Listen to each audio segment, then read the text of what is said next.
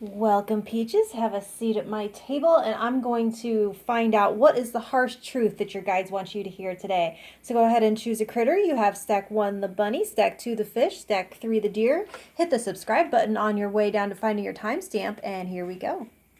Okay, stack 1, the bunny. All right, what do we have? We have the 9 of Worlds, the Priestess, the Ace of Worlds, and this is what do you feel? Let's see. I feel I should have lined up that candle better. We'll see. Okay, wow. You guys. All right, so there's an interesting echoed image here where like the priestess between these two material energies, it's like, and you're the priestess here between like two choices. So like this card actually reminds me of the Two of Wands. It's like you're looking at a future goal and weighing your options of how to get there. They would like you to add in not just your choice of path, but what you want to experience along the way and what it is that you want to get out of it. So they're showing you in a place of comfort and abundance, but what seed do you harvest from that to plant next for a sustainable cycle of birth and growth and harvest and around again? It's like you can't arrest it. Even it's like the most abundant harvest, it will eventually, it'll over ripen and like the excess return to the earth. So it's, the cycle has to continue. So there is something to take from this. You harvest from this to invest into your next cycle. So that's where you sit, knowing you have to start this next cycle. And the harsh truth of this reading is that you will never think that you're ready. And there is no one that's going to give you permission to start. Okay, so only you are going to walk your path. So you get to choose it. And I feel if there's any kind of like gentle recommendation here, it's going to be like instrumental music, like music without lyrics, like to help you tap into your innate knowing. It's like you don't have to translate what you know into words for anyone else's approval or consumption. They're telling you that the only way forward is to take the first step, make that first move, plant one seed. After that, the process has been initiated and you might find yourself receiving more guidance again, or find that the path unfurls just under your feet at at the same pace as you go. But it all starts with you. They're saying that you can course correct at any time, but you just have to begin. It's like there's no momentum or wave coming along to sweep you up in it. It's like a still pool of water, and the drop on that still water that sets all the waves in motion, it comes only from you.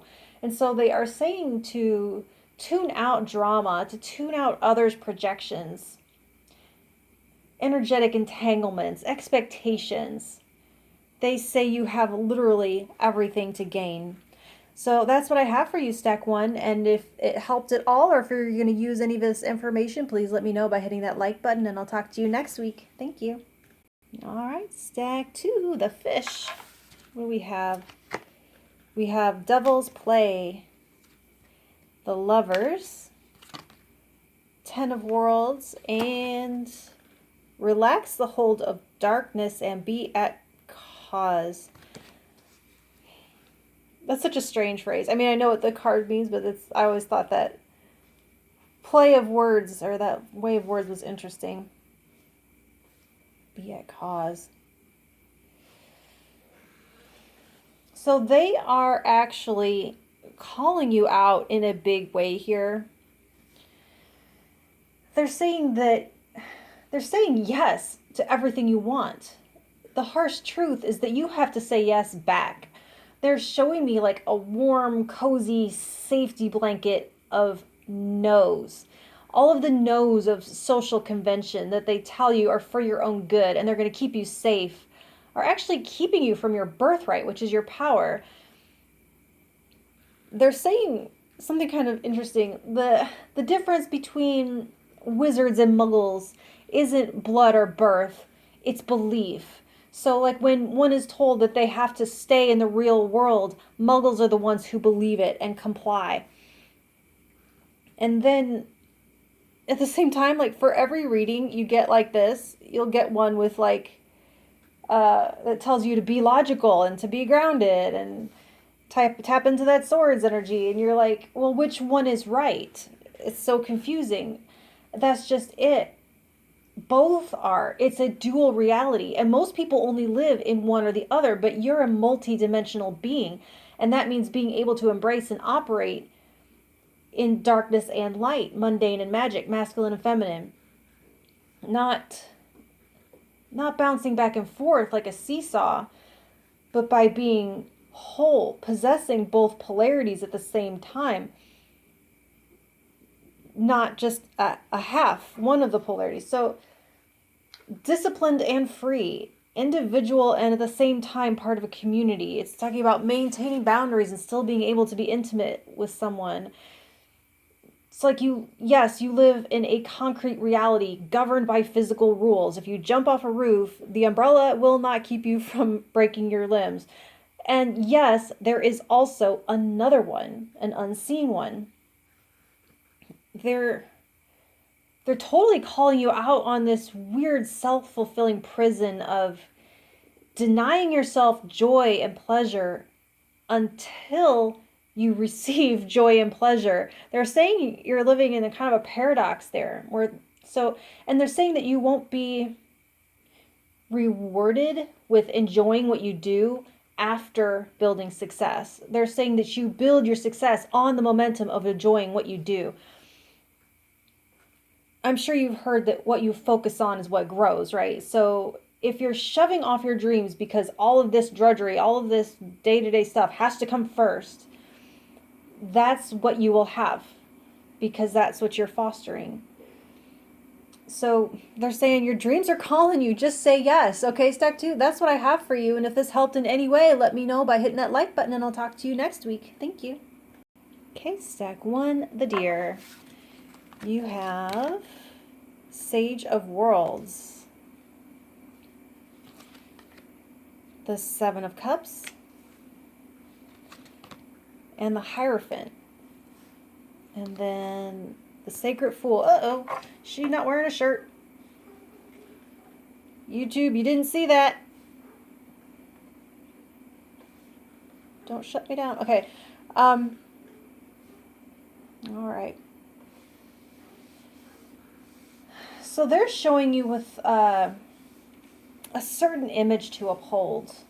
Some material success, maybe quite a bit of clout actually, but they're saying the harsh truth is that that's not all there is, and you're being called into more, but the maintenance of this image is compromising you in a potentially deeply spiritual way. So there is an aspect of you not being expressed out of fear of what others will think. Will expressing this part of you cost you friends? Will it cost you followers? Will it cost you sales? Yes, probably in the short term. But they're saying that you've mastered that worldly aspect of your life. You don't lose that skill.